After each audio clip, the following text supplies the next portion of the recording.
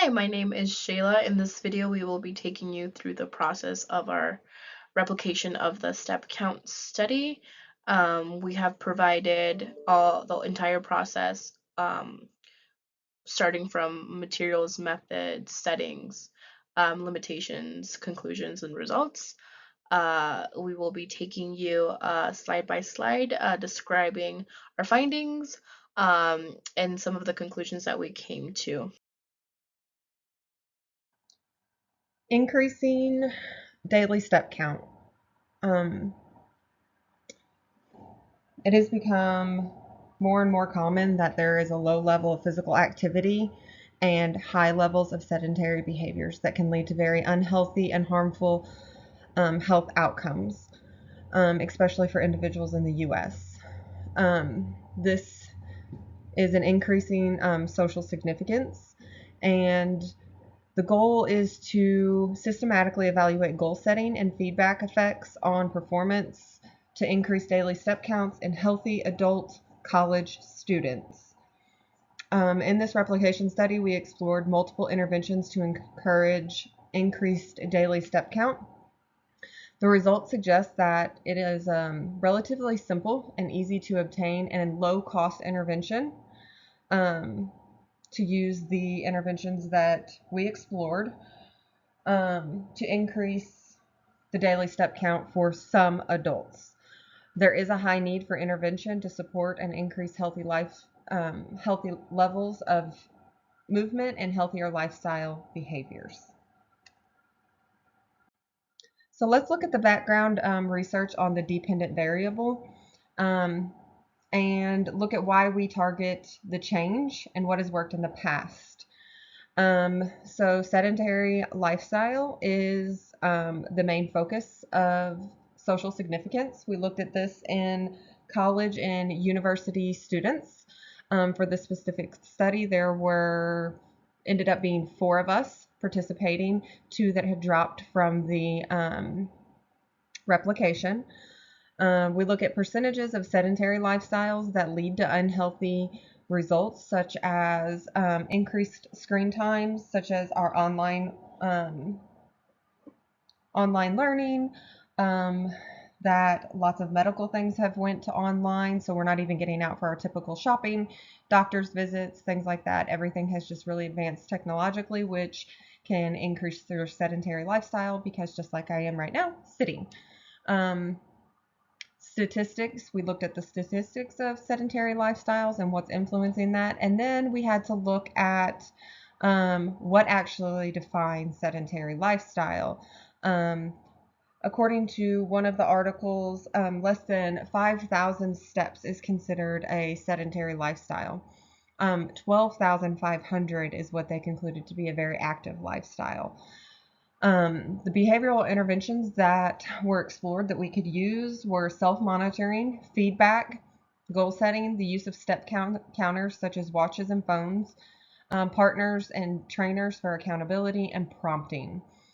Self-monitoring, there were several different details that went into that. Feedback, other ways that you can get that. With the watches and the phones and the way that technology is increasing, we automatically get a feedback with that, especially if you use the goal setting. So you can almost get all of these interventions in one device if you have a smartwatch. So we had to look at what are we actually using, because if we're setting our goal set, it's goal setting, but then we set our goal on our watch and it's vibrating and telling us every 15 minutes to stand up, then we're actually using goal setting with prompting. If we're inputting daily our count, but then there is a visual of a heart or a circle on our watch that tells us how much we've been completed, then we're getting that feedback and that prompting also. So we had to look at what is effective and what are we actually using.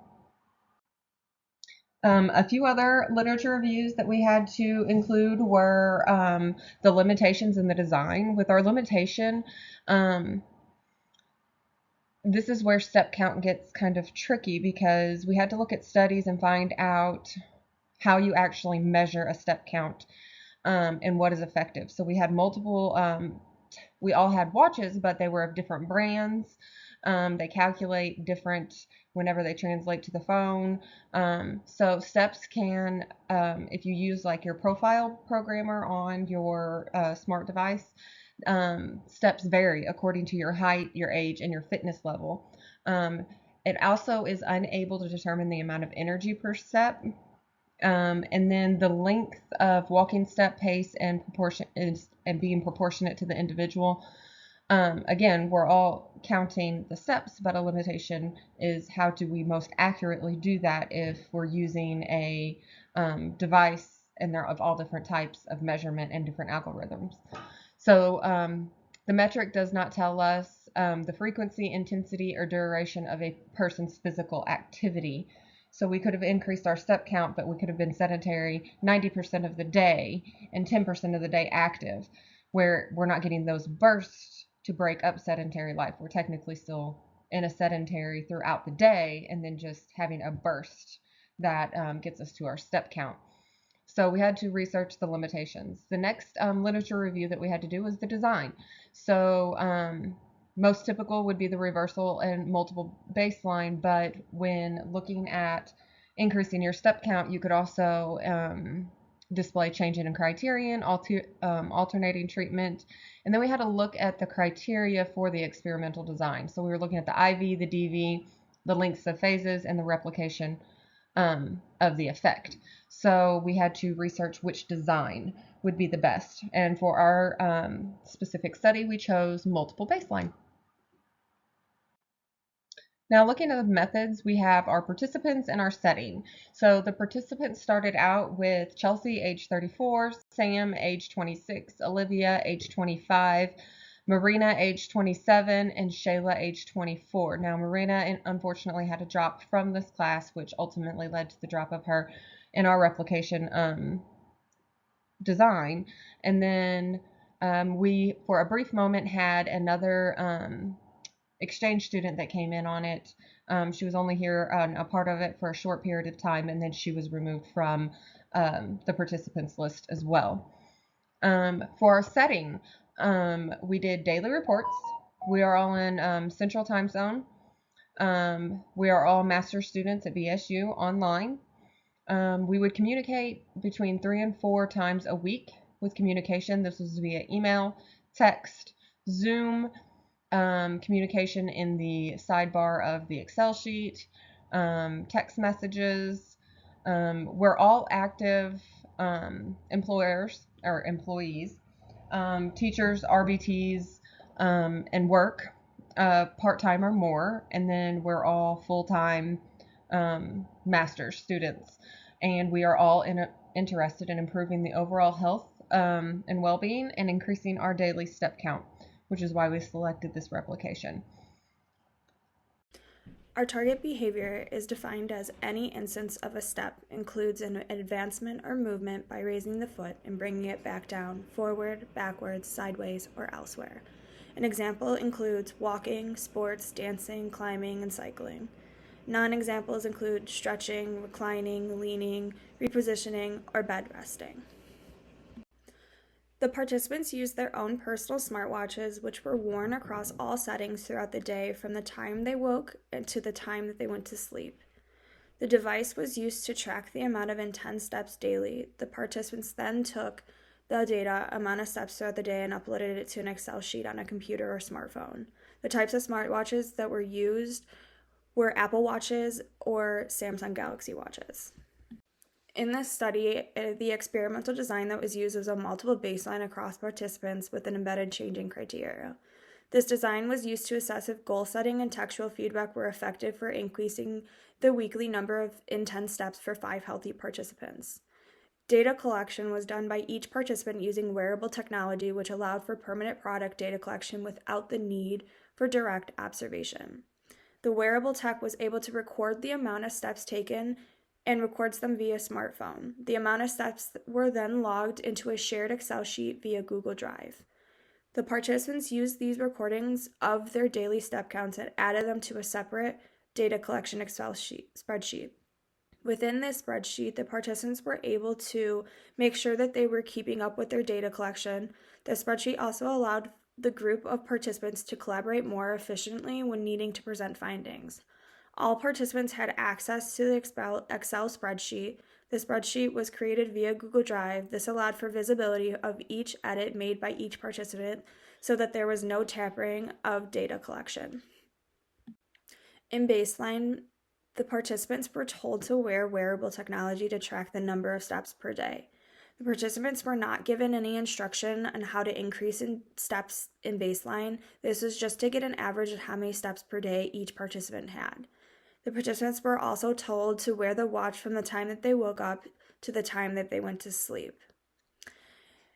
In the information section prior to beginning intervention, in the original study, the researchers set up an informational meeting with the participants prior to starting intervention. In this meeting, the tamper evidence tape to shield the participants from seeing the device's display screen to prevent reactivity was removed. This meant that they were allowed to see how many steps they had now. In our replication, we were unable to have an informational meeting prior to beginning of intervention due to geographical location differences. This has been stated as a limitation. For our study, the interventions that were used were goal setting and textual feedback.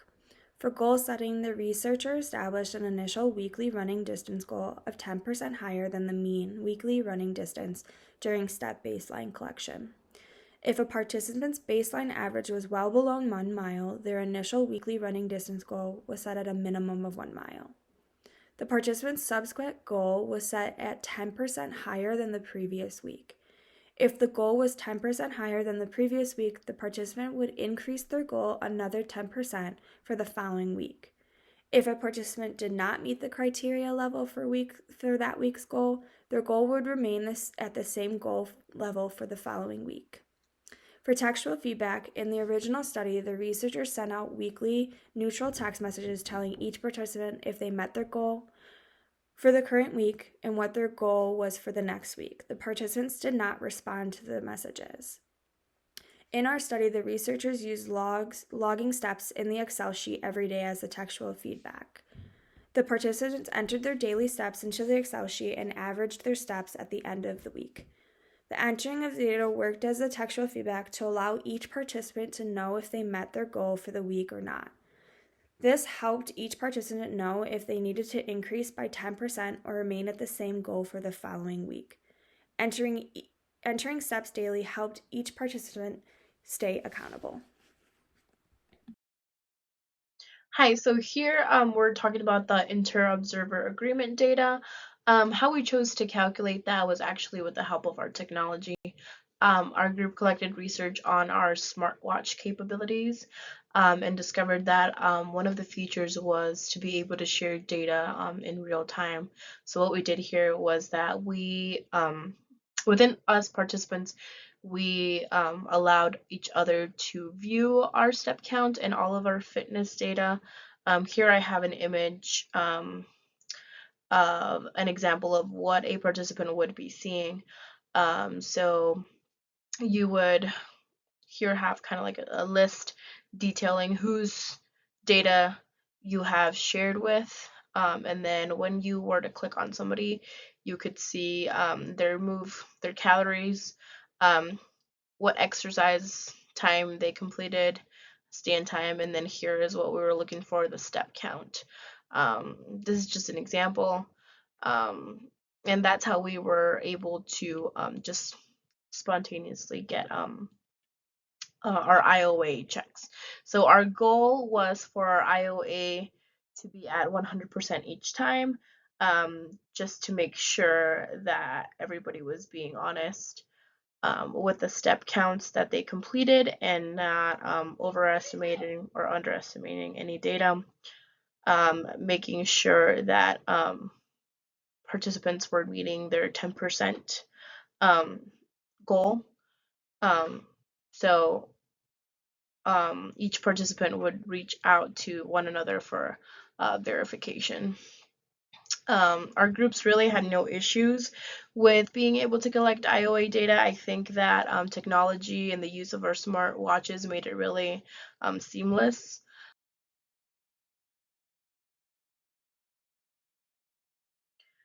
Okay, here I'm going to be talking about some of our limitations within our replication study. So some of those include that the original study consisted of researchers, assistant researchers, and participants, meaning that there were extra people to do extra tasks, like, for example, collect IOA data.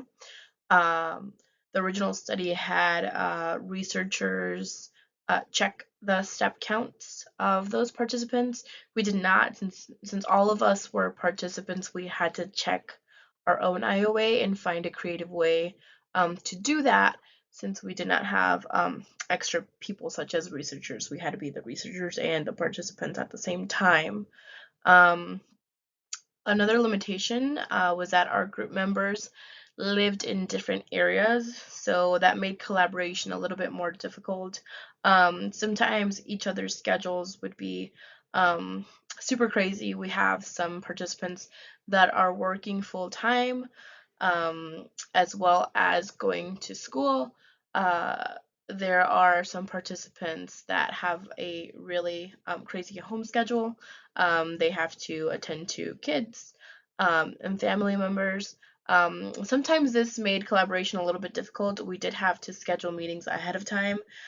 We did have to be very careful to not waste time. A lot of delegation as far as who needed to complete what. Um, I believe that our contribution log really helped us. We'll look at this in a later part of our presentation, but it really helped us to organize our thoughts, our ideas, how much work we needed to do, and serve as like a visual representation of who was doing what and how much work was being put into it. Another limitation that we found was that within the baseline of the original study, the researchers incentivized the participants with cash, with money, um, if they were able to input all of their data within a certain time frame. We felt that this would be tampering with our baseline data, so we did not do this part of the study. And also, due to the nature of our replication study, which is being for a class, we did not feel that it was appropriate to do this for our study. Um, so those are some of the limitations that we encountered within this. So for the treatment integrity of our study, our textual feedback was different due to the fact that we had a spreadsheet in Google Drive that allowed for all of our data to be visible to each of the participants slash researchers. In the original study, they had a automated text messaging system that had a layout for increases and decreases, telling people if they'd hit their goal or not. For ours, we could see it. We could all see if we ourselves and our others had hit their goal through the Google Drive spreadsheet, and we also used that to make sure that no one could tamper with the data collection. Um, for the goal setting, we had initially discussed it in our initial meeting for this project, and we mostly checked in through text if there was any questions or anything else to maintain treatment integrity, and in goal setting and textual feedback. For our results, all 4 participants had variable data trends during the intervention phase. The ranges for Shayla and Olivia both went from 0 to their highest number. So for Shayla, it was 0 to 10,507. For Olivia, it was 0 to 8,809. And when you look at the averages for each participant, you can see that during both intervention and baseline, that was their average amount of steps. When looking at the graph, it does show the increases and decreases, but overall, that is where they tended, like each participant tended to stay uh, relatively in those areas on average, even with increases and decreases in goals. Um, when looking at the graph, the average steps show better than the range how effective this treatment was for these 4 participants. So for the conclusion, 2 of the 4 participants had increasing trends at the end of the intervention phase. One had a decreasing, and one had a decrease that went at the very end for the last session to an increase, um, which leads us to think that due to the limitations of this group, it might not be the most accurate representation of goal setting and textual feedback for studies that may continue from this. This is due to the fact that some of the limitations were not having other people be there for IOA, and also especially having the participants also be the researchers. That can lead to some errors when trying to implement the study, because there's not as much incentive, like socially mediated incentive.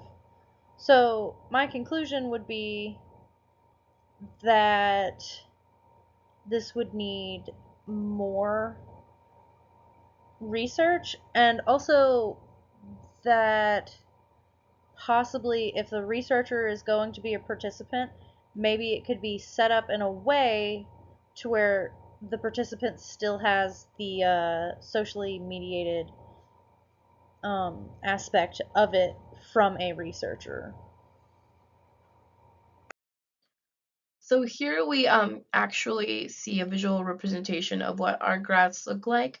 Our group decided to do this in pairs.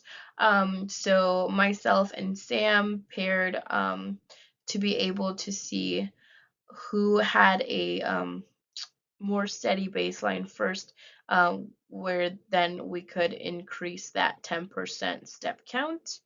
So as you can see here, I was actually able to have a more steady baseline, and I was able to implement my 10% increase right around, I believe, it looks like the 1st of February was when I was able to start my intervention, whereas Sam here, it took her a little bit more. We can see a lot of variance right here. Um, and then she was able to begin her intervention around February 19th. So we're able to see that here with our stacked multiple baseline design. And then we have over here Chelsea and Olivia. Um, Chelsea was able to implement her intervention first. Um, Chelsea also had a little bit of variance here. Um, there was some personal limitations that were noted. So she chose to start her intervention around February 8th. And then we have um, Olivia's here, which Olivia's had some high magnitude here in the baseline. But then she reached a little bit of consistency and stability here. So she was able to implement her intervention around February 5th. Um, and so then we have here like lots of variants. I believe for all of our graphs, we see either high magnitude or lots of variance. It was a little bit challenging to stay consistent. Some of our participants had some family emergencies or some personal matters that limited their ability to reach their 10%, and we noted that we will be noting that also in our report. Um, we had other limitations where we forgot to wear our smartwatch, or it wasn't charged. We had really busy days, but for the most part, we try to stay as consistent as possible. We see here, for example, myself, I believe that the intervention worked well. I did, I was able to make it past the 8,000 steps, which for each phase, I was able to technically master and move on to the next phase. Um, Sam as well. As again, I noticed like high magnitude, a little bit of variance here, but she was able to ultimately um, increase her step count and her activity. Um, so for some of us, it was a little bit challenging. For others, not so much. Uh, we all had pretty much individualized goals. Um, and so yeah, that is our graph. We will be showing a more detailed graph in our project. But as far as results and what that looks like in a multiple baseline representation, this is what it is. So here we decided to share a table where each participant was able to add what work they completed for each meeting or for individual work time. We shared that via Google Docs so that everybody had access to it at any time. Our group members were notified that after each meeting or each session where they completed independent work, that they should try to log in as much information about what was done. I was in charge of submission for the project protocol and for the overall presentation, so we noted it here. We did have 2 group members um, that dropped the class or dropped our group. So that made it a little bit difficult in the beginning to get consistent baseline data because there were 5 of us, and now there are 4. So we did note that in our contribution log as well, and we will be sharing access so that you can see what we did. So this is where you can access our original study. The title of our study was Evaluating the Effectiveness of Goal Setting and Textual Feedback for Increasing Moderate Intensity Physical Activity in Adults. As we previously stated, we were not able to fully complete the requirement of textual feedback, meaning the text messages to other participants. I note this because this is part of the title, but we did goal set our 10%. And so if you need to reference our study, it is here. I've provided a hyperlink. I will also be providing a copy of the PDF version upon submission, so you can reference it for your use. Lastly, this is a slide with our references. So this is slide 1. And then here we have slide 2 with our references. We did include some of our texts along with some of our articles that we referred to. And I believe that is all. So thank you so much.